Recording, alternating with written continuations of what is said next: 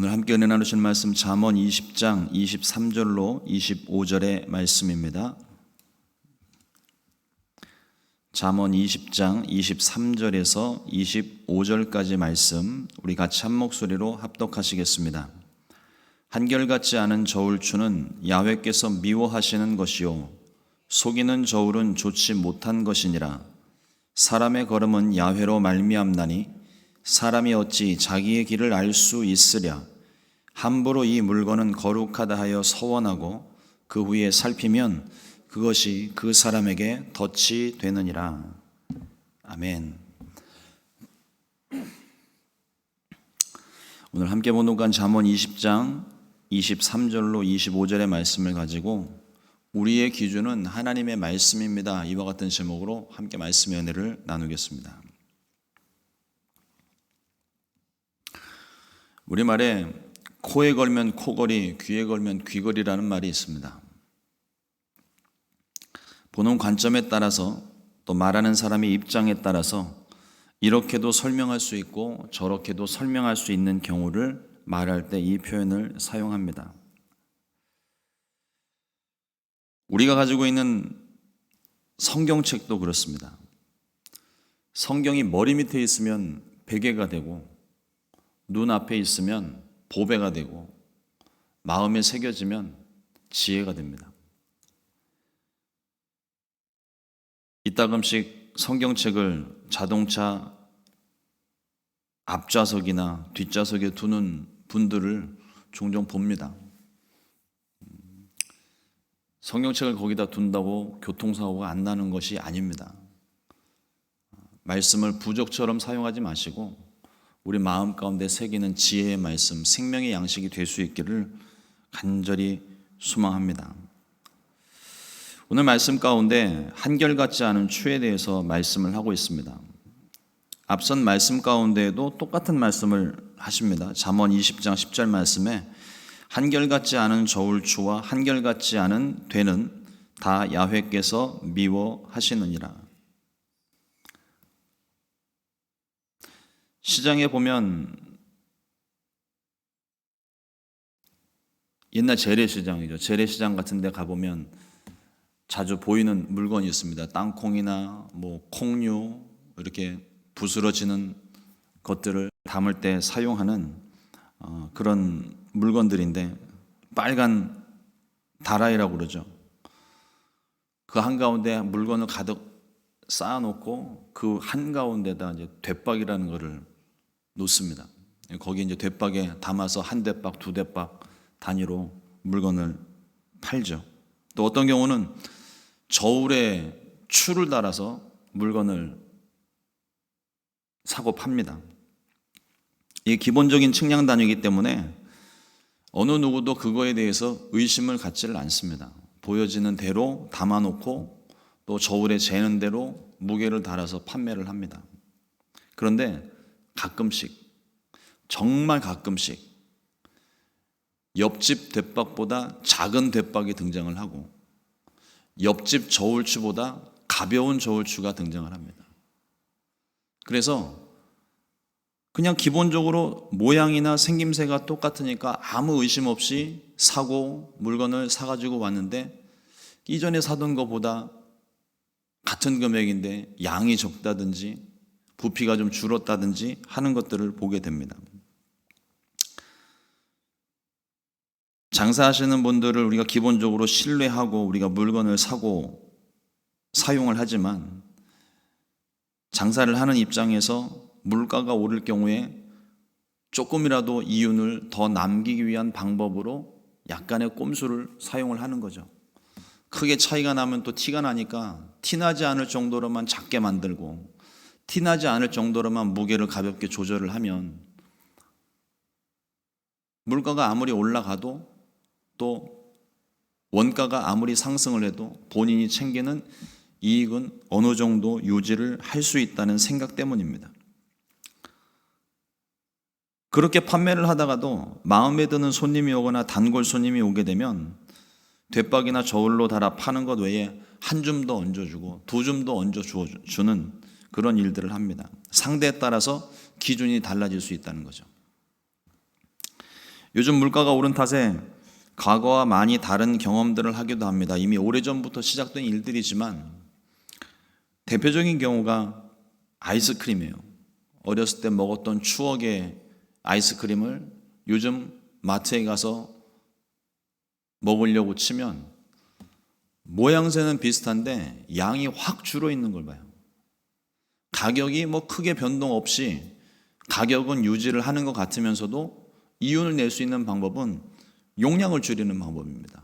누가 이 방법을 생각을 했는지 기가 막힌 방법을 사용을 했어요. 착한 기업이라면서 사람들이 그 물건을 애용을 합니다. 남들 다 물가 오른다고 기본 금액을, 가격을 올리고 있는데 우리는 그렇게 하지 않겠다면서 가격은 동결을 시켜놓고 양을 조금씩 줄이는 거예요. 티 안 나게 줄이는 거죠. 근데 시간이 좀 흐르고 난 다음에 몇 년 뒤에 보면은 그제서야 이제 깨닫는 거죠. 생각보다 양이 조그매졌는데 가격은 똑같은데 양이 줄은 걸 그제서야 이제 파악을 하게 됩니다. 아주 드물게 나중에 밝혀진 불편한 진실은 가격은 같은데 양이 줄어든 경우를 말하는 거죠. 모든 기업들이 그런 것이 아니고 아주 일부 기업들이 이런 방법으로 상품을 판매했습니다. 차라리 물가가 오르면 오른 만큼 가격을 올리겠다고 공포를 하고 물건을 팔면 좀 더 신뢰가 갈 수 있었을 텐데 이런 방법으로 상품을 판매를 하곤 했습니다. 그러니까 이제는 이게 또 거의 다들 아는 상황이 되다 보니까 이제 다들 또 배신감을 느꼈던 사람들조차도 이제는 그냥 물가가 올랐으니 그러려니 하고 또 지나가게 되는 것 같아요. 세상에 믿지 못할 거짓말이 몇 가지가 있는데 그 중에 하나가, 대표적인 거짓말 중에 하나가 상인들이 이거 믿지는 장사라는 말이라고 합니다. 절대 손해보고 파는 상인이 없습니다. 상황에 따라서 이와 같이 기준들이 변하기 마련이에요. 그러나 우리 그리스도인들은 가장 중요한 기준이 있습니다. 하나님의 말씀입니다. 오래된 관행이나 전통을 무시하려는 것이 아니라 우리가 따라가야 될 기준은 하나님의 말씀이라는 사실이죠. 우리가 목숨 걸고 생명처럼 지켜야 되는 것이 하나님의 말씀입니다. 혹 우리가 그동안 지켜오던 이 전통들이 말씀의 기준에서 어긋난 것이 발견이 된다면 우리는 즉시로 그 말씀의 기준에 맞춰서 다시 변화를 시작을 해야 돼요. 우리 기독교가 캐톨릭에서 분파된 이유가 바로 그것 아닙니까? 오랜 전통 가운데 지켜오던 그런 전통들이 어느 날 갑자기 보니까 하나님 말씀에 옳지 않은 부분들이 발견이 됐어요. 그래서 마틴 루터가 95개 조항을 내걸고 이것이 잘못됐다고 언급을 합니다. 그러니까 자신의 개인적인 기준이 아니에요. 하나님 말씀에 근거해서 이 말씀에 어긋나는 부분을 지금 이야기를 하고 있는 겁니다.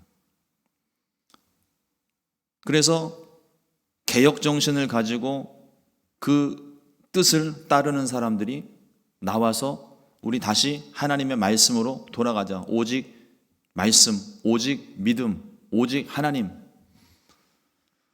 이와 같은 표어를 걸고 시작된 것이 우리 기독교의 시작입니다. 물론 그 뿌리적인 부분부터 찾아보자면 초대교회 전통부터 우리가 시작되는 부분들이 있기에 아주 결이 다르다고 이야기할 수는 없는 것이고, 우리가 다만 하나님 말씀에서 옳지 않게 지켜지고 있었던 부분들에 대하여서 말씀에 근거하여 이것이 잘못된 것 우리가 다시 새롭게 합시다. 이와 같은 주장으로 교회가 시작이 된 것이죠. 지금까지 교회가 다른 문화들을 만나서 다른 문화권의 복음이 전파되면서 수많은 다른 기준들이 있는 그 나라들의 복음이 전파되면서 많은 다른 기준들을 만났습니다. 그때마다 하나님 말씀이 중심이 되어서 그것을 변화시켜 왔어요. 그 가운데 아픔도 많았고 슬픔도 많았고 고통도 많았지만 우리가 지켜야 될 기준은 오직 말씀이기에 기도하면서 하나하나 변화시키고 개혁시켜 왔던 것이 교회의 역사입니다. 우리나라 경우 대표적인 것이 제사 문화죠. 조상을 기리며 제사 드리는 것을 목숨만큼 소중하게 여겼던 유교권 문화에 복음이 전해졌고 우상 숭배를 금하고 절하는 것을 금했던 기독교가 사회적으로 큰 충돌이 일어났습니다. 오랜 시간 이 문제로 교회는 사회적으로 외면을 당해왔고 또 가족 안에서 핍박을 당했지만 이제는 교회 다닌다고 하면 당연시 제사 안 드리는 줄 알아요. 처음에는 그렇지 않았습니다. 그러나 이제는 교회 다닌다고 하면 제사 드리지 않는 것을 너무나도 당연시 여기게 되었습니다. 이것이 조상들을 무시하고 부모에 대해서 불효를 하는 게 아닙니다. 교회는 교회대로 부모님께 효를 다하고 살아계신 동안 효를 다하고 돌아가신 부모님께 대하여 예를 갖추는 방법으로 추모 예배를 드려요. 우리 단어 사용에도 조금 주의를 기울일 필요가 있습니다. 기독교적인 용어는 추도 예배가 아니고 추모 예배입니다. 추도라고 하는 말은 돌아가신 분을 사모하고 애도하는 것이지만 추모는 돌아가신 분을 그리워하는 것을 말하는 거예요. 그러니까 추도라는 의미는 제사적인 의미가 좀 강하고 추모는 기념적인 것이 내용이 의미가 좀 더 강합니다.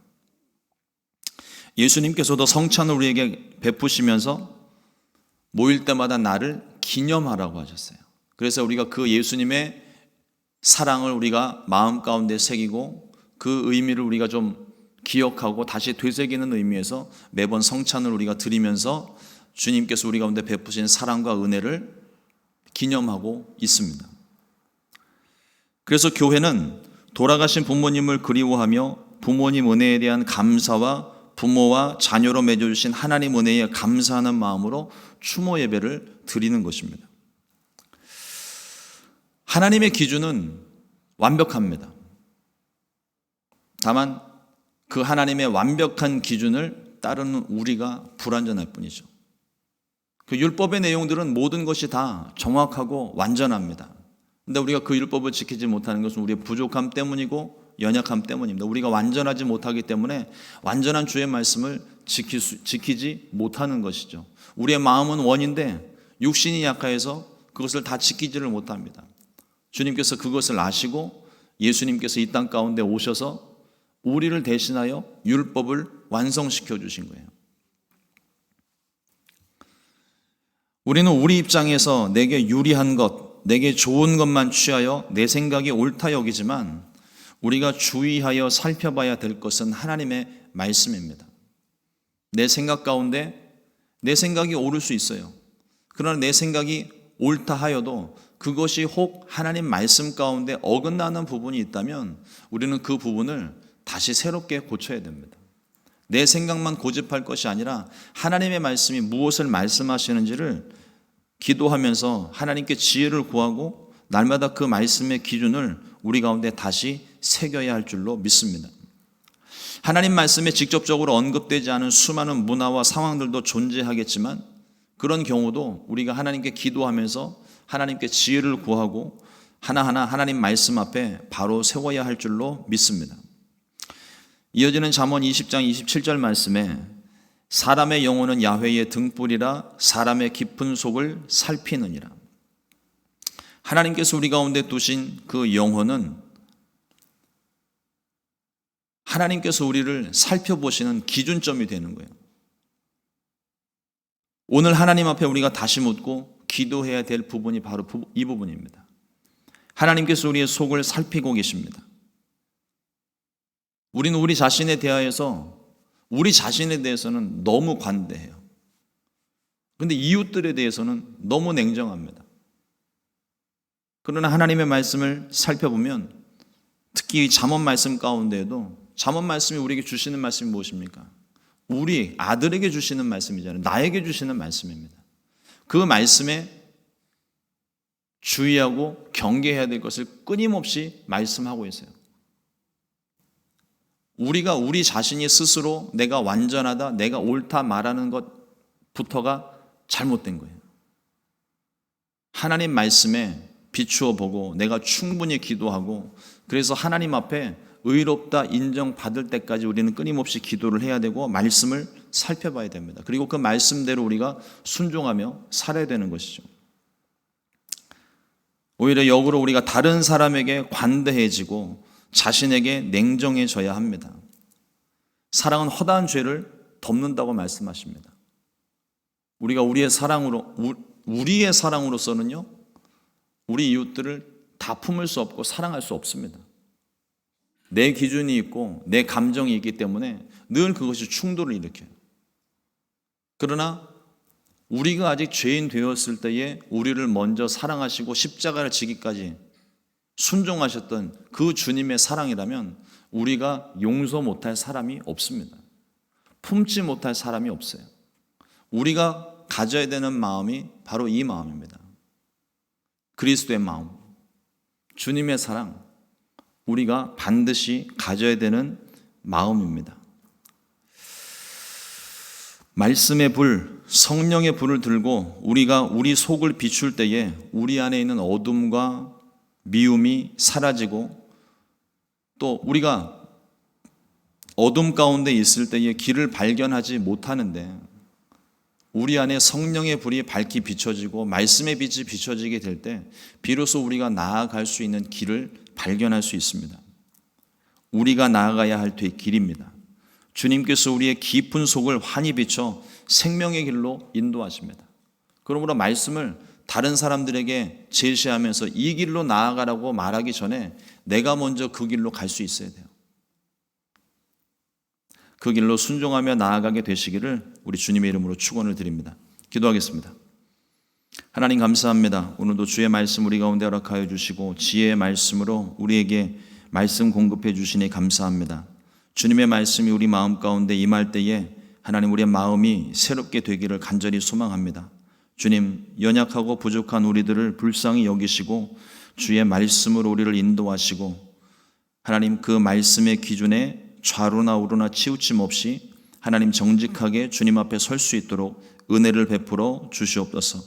성령께서 우리 안에 가득히 역사하실 때 하나님 우리의 혼란스러운 마음들이 정리가 되고 질서가 세워지며 하나님 보이지 않던 길들이 보여지고 그 길이 험한 길일지라도 하나님 우리가 순종하며 나아갈 수 있는 믿음이 생깁니다. 주님 우리를 도와주시고 성령으로 충만하게 하시고 지혜로 함께하여 주시옵소서.